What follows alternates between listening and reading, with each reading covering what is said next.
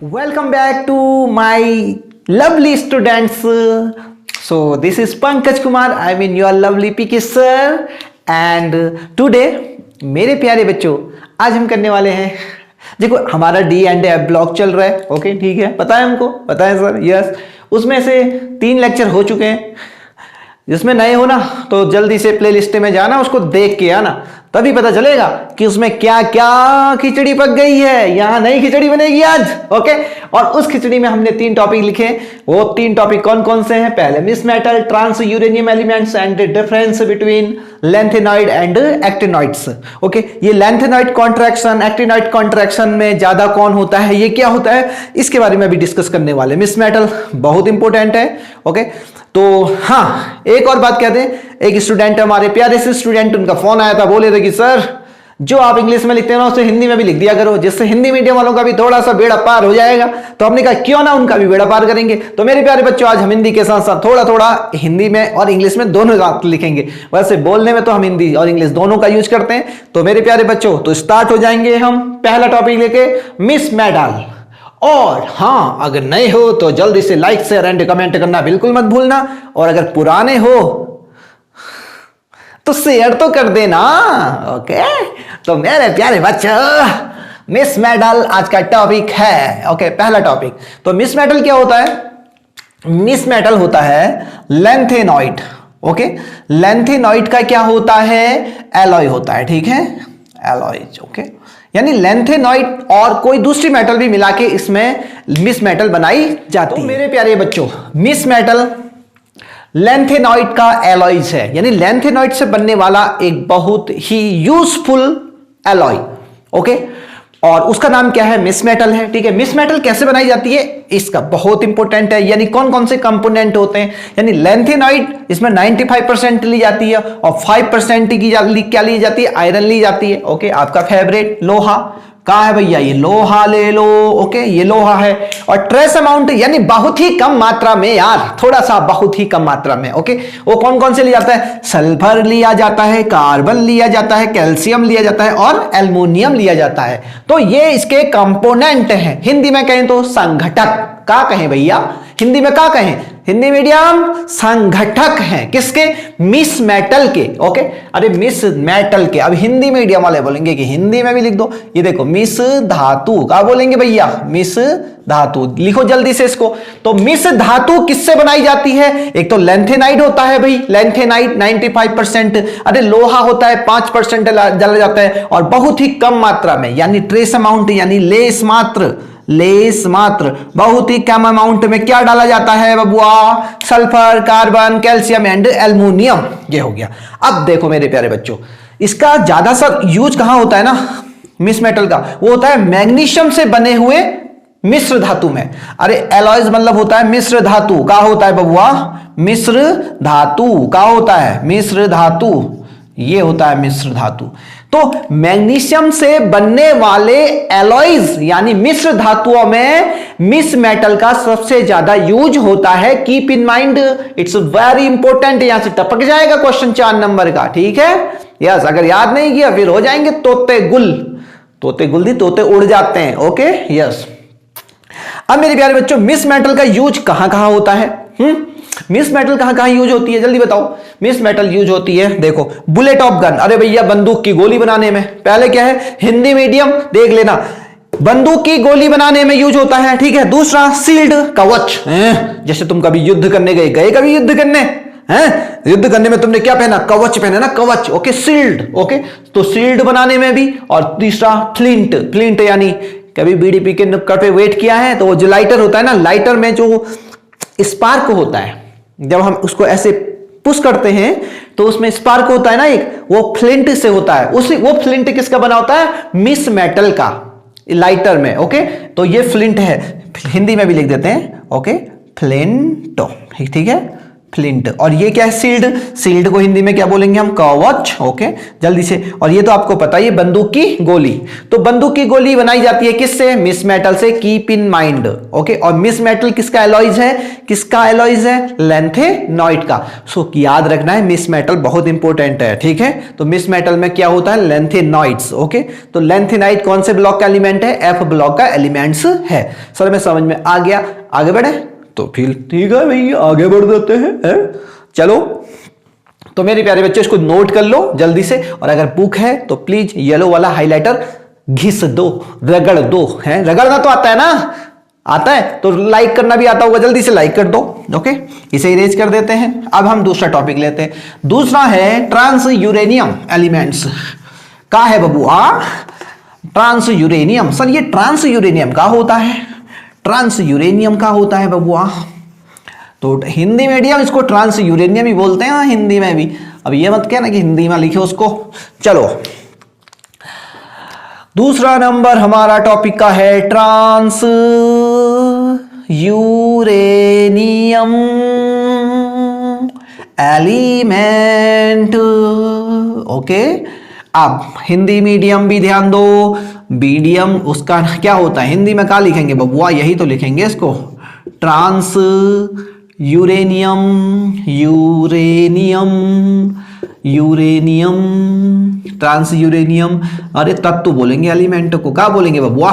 तत्व बोलेंगे। हैं, यह है ट्रांस यूरेनियम तत्व। अब सर ये क्या होते हैं, ये भी तो बताओ। तो मेरे प्यारे बबुआ, क्या बता रहे थे हम? ट्रांस यूरेनियम एलिमेंट्स क्या बता रहे थे? Trans uranium.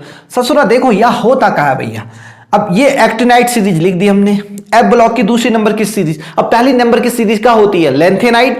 दूसरी नंबर की कौन सी होती है बबुआ? होती है एक्टिनाइड्स। क्या होती है? एक्टिनाइड्स। ओके, एक्टिनाइड में जो यूरेनियम है, अब कहां है यूरेनियम भैया? ये है भैया यूरेनियम, देखो खड़ा है यू बना के, ठीक है। 89, 90, 91 एंड 92। एटॉमिक नंबर क्या है? 92 है, ठीक है।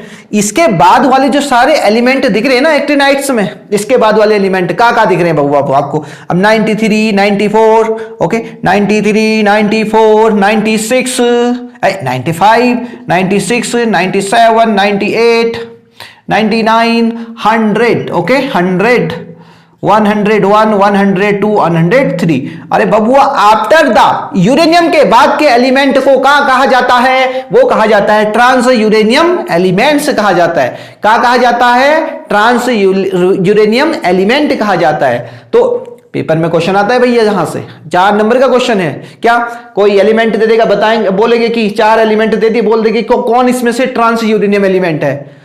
तो भैया ये सीरीज जब याद होगी तभी तो हिला पाएंगे क्वेश्चन को। समझ में आया? यस।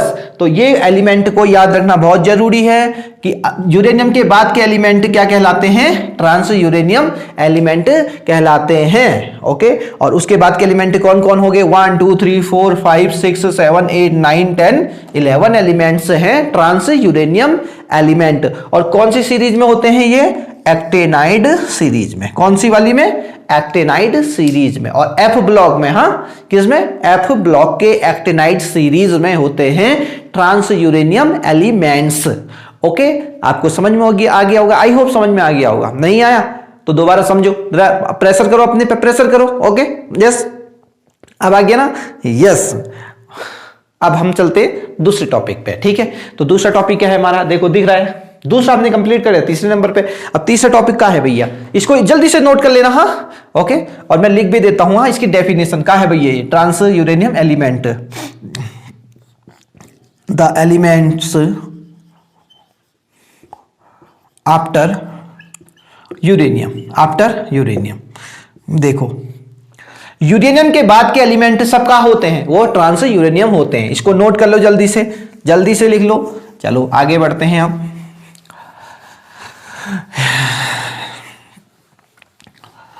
जिसकी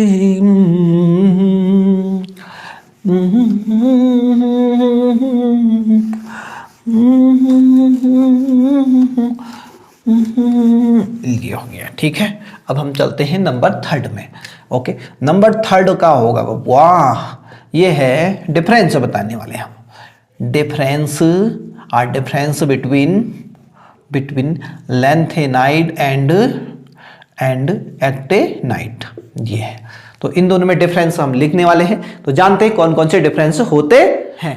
तो मेरे बबुआ अभी हम क्या देखने वाले हैं, difference between lanthanide and actinide. इसमें क्या क्या डिफरेंस होता है। तो पहला डिफरेंस, प्रोमिथियम Pr इस लैंथेनाइड में, लैंथेनाइड के जो सारे एलिमेंट हैं 14 के 14, उसमें सिर्फ Pr रेडियो एक्टिव होता है और सारे रेडियो एक्टिव नहीं होते हैं। पहला difference प्रोमिथियम, okay, Pr radio active होता है और रेडियो एक्टिव नहीं होते, जबकि का किसमें, ये लैंथेनाइड है, भाई कंफ्यूज ना होने का, ठीक है। ये लैंथेनाइड और ये क्या है, एक्टिनाइड, ओके। ये क्या है, actinide, okay. Actinide, keep in mind, क्या है, एक्टिनाइड। एक्टिनाइड के सारे एलिमेंट 14 के 14 पूरे एलिमेंट, पूरे तत्व 14 के 14 क्या होते हैं, रेडियो एक्टिव होते हैं। क्या होते हैं, रेडियो एक्टिव होते हैं पूरे के पूरे एलिमेंट्स, जबकि वहां लैंथेनाइड में प्रोमिथियम यानी Pr सिर्फ एक ही रेडियो एक्टिव है और जो 13 हैं वो रेडियो एक्टिव नहीं होते। समझ में आया ना, यस। अब देखो दूसरा डिफरेंस का है, नॉट फॉर्मेशन ऑक्सोकेटायंस, ये कोई ऑक्सोकेटायन नहीं बनाते, कीप इन माइंड, जबकि एक्टिनाइड ऑक्सोकेटायन बनाते हैं। जैसे दिख रहा है ऑक्सोकेटायन ऑक्सीजन के साथ यूरेनियम, ये देखो ये ऑक्सोकेटायन होते हैं, ठीक है। तो ये ऑक्सोकेटायन बनाते हैं जबकि ये ऑक्सोकेटायन नहीं बनाते हैं, कीप इन माइंड, ओके। ये भी समझ में आ गया सर, ये बहुत आता है क्वेश्चन, इसलिए बहुत इंपॉर्टेंट है, ठीक है, याद रखना ऐसे। अब है नंबर थर्ड, लेस बेसिक, यानी एक्टिनाइड। एक्टिनाइड जो कंपाउंड बनाता है ना, एक्टिनाइड जो कंपाउंड बनाता है वो लेस बेसिक है। एक्टिनाइड जो कंपाउंड बना रहा है वो लेस बेसिक है, और जबकि एक्टिनाइड यानी लैंथेनॉइड बना रहा है तो कम बेसिक, एक्टिनॉइड बना रहा है तो मोर बेसिक। उसके द्वारा बनाए हुए सारे जो कंपाउंड्स हैं वो ज्यादा बेसिक है। ये कंपाउंड की बात हो रही है, कंपाउंड, ये है कंपाउंड। और यहां भी कंपाउंड की बात कर रहे हैं, सिर्फ एलिमेंट, कंपाउंड मतलब यौगिक, हिंदी में क्या बोलेंगे भैया, यौगिक, ओके। ये इसके द्वारा बनाए हुए यौगिक किसके द्वारा, लैंथेनॉइड के, वो कम बेसिक होते हैं, यानी बेसिक मतलब होता है कड़वे, कम कड़वे हैं रे, कौन, एल वाले, ये कम कड़वे हैं। और एन क्या होता है, जैसे याद भी कर, L4 क्या होता है, लायर, मतलब झूठे लोग। झूठे लोग क्या होते हैं, कम कड़वे होते हैं ना, है, यस। तुम्हारे सामने चुपड़ी बात कर देते है ना, यस। तो याद रखना है ये कम बेसिक होते हैं और ये क्या होते हैं, बहुत ज्यादा बेसिक होते हैं, कीप इन माइंड, ओके। अब आए हम डी में। अब डी में कहा है बबुआ, जल्दी से बता दो। डी में है लेस कॉन्ट्रैक्शन और यहां होता है मोर कॉन्ट्रैक्शन। अब एक्टिनाइड कौन सा कॉन्ट्रैक्शन करता है, एक्टिनॉइड कॉन्ट्रैक्शन। सर हिंदी में क्या कहेंगे, एक्टिनॉइड अंकुचन, क्या बोल देंगे, एक्टिनॉइड अंकुचन। यहां क्या बोलेंगे, लैंथेनॉइड अंकुचन, ठीक है। हिंदी मीडियम ध्यान से देखो, लैंथेनॉइड अंकुचन और वहां क्या हो गया, एक्टिनॉइड अंकुचन, ठीक है। अब क्वेश्चन आता है कि एक्टिनाइड अंकुचन ज्यादा होता है यानी लैंथेनाइड कॉन्ट्रैक्शन ज्यादा होता है कि एक्टिनाइड कॉन्ट्रैक्शन ज्यादा होता है। तो याद रखो ये कॉन्ट्रैक्शन ज्यादा होता है, कौन सा वाला, एक्टिनाइड कॉन्ट्रैक्शन। ये अब सर ये एक्टिनाइड कॉन्ट्रैक्शन होता क्या है, अरे सिंपल सी बात है, अगर एफ ब्लॉक के एक्टिनाइड और लैंथेनाइड में किसी में भी चले गए आप, ठीक है, लेफ्ट टू राइट जा रहे हैं, क्या जा रहे हैं, लेफ्ट टू राइट जा रहे हैं, ठीक है। लेफ्ट टू राइट जाने पर उसके साइज में कॉन्ट्रैक्शन होता है, यानी कमी आती है, उसके आकार में क्या होता है, कमी आती है। अगर तुम एफ ब्लॉक में, ये एफ ब्लॉक है सपोज, यहां से इधर को जा रहे हो, ठीक है, लेफ्ट टू राइट जा रहे हो, ठीक है, तो उसके साइज में क्या हो जाता है, कमी आती है, उसका साइज छोटा होता चला जाता है, ओके। जैसा जैसा एटॉमिक नंबर बढ़ेगा उसका साइज छोटा होता जाता है। इसी को क्या बोलते हैं, लैंथेनाइड कॉन्ट्रैक्शन, और दूसरा एक्टिनाइड कॉन्ट्रैक्शन बोलते हैं, ठीक है। साइज में कमी, अब साइज में कमी ज्यादा होता है किसमें होती है, इसमें होती है, किसमें, एक्टिनॉइड में। क्यों, क्योंकि इसमें जो लास्ट इलेक्ट्रॉन होता है वो यहां एंटर करता है, किसमें, 5f में एंटर करता है, और जबकि एक्टिनाइड कॉन्ट्रैक्शन में, किस लैंथेनाइड कॉन्ट्रैक्शन में f में करता है, 4f में।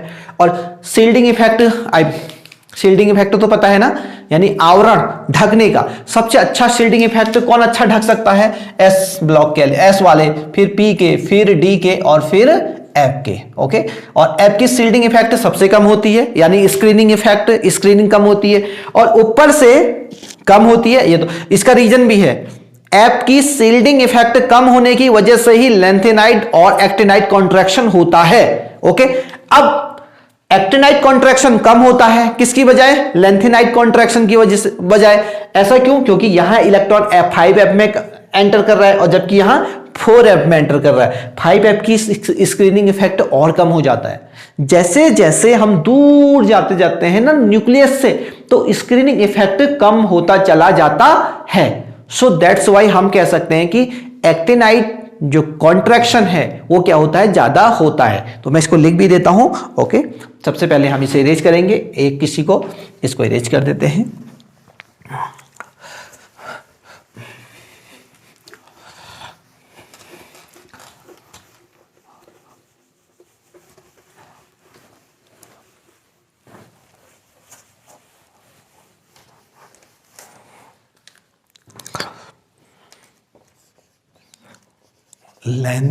लेंथेनॉइड कॉन्ट्रैक्शन, क्या कॉन्ट्रैक्शन, ये लेंथेनाइड कॉन्ट्रैक्शन हो गया।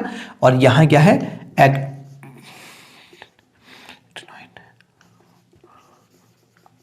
कॉन्ट्रैक्शन,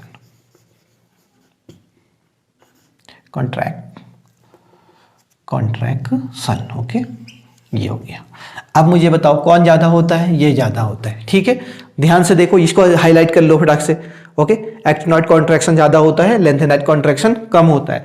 अब एक्टिनाइड ज्यादा क्यों होता है, क्योंकि इसका लास्ट इलेक्ट्रॉन 5f में एंटर करता है, जबकि यहां क्या करता है, 4f में एंटर करता है। और इसकी जो आवरण क्षमता है यानी ढकने, स्क्रीनिंग इफेक्ट, इसकी स्क्रीनिंग इफेक्ट कम होती है, तो जिसकी वजह से एक्टिनाइड कॉन्ट्रैक्शन ज्यादा होता है। एक्टिनाइड कॉन्ट्रैक्शन ज्यादा होने का मतलब यह है कि एक्टिनाइड सीरीज में जो एलिमेंट होंगे ना, उनके साइज में बहुत ज्यादा डिक्रीमेंट होगा, उनके साइज में क्या होगा, बहुत ज्यादा डिक्रीमेंट होगा, बहुत छोटे होते चले जाएंगे। ठीक है, जबकि लेंथेनाइड में ऐसा नहीं होगा, वो उनसे थोड़े से बड़े होंगे।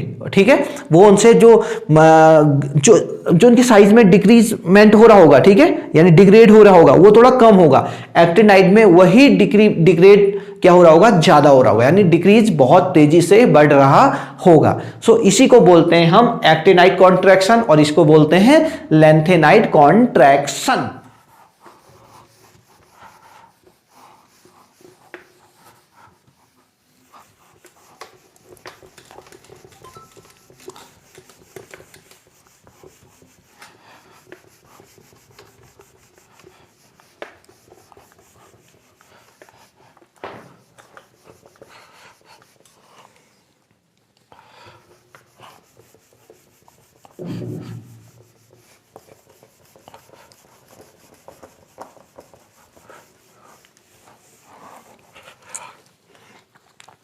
तो मेरे प्यारे बच्चों, एक होता है एक्वा रेजिया,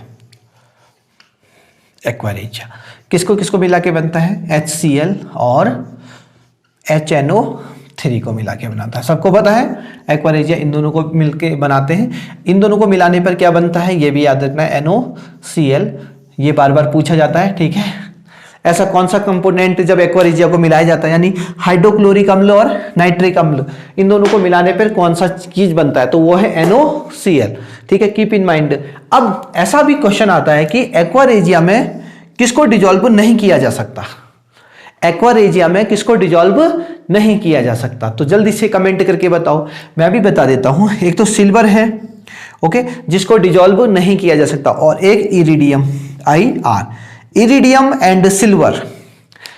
इरिडियम और सिल्वर एक ऐसी चीज है जो एक्वा रेजिया में भी क्या होते हैं, डिजोल्व नहीं हो, नॉट डिजोल्व।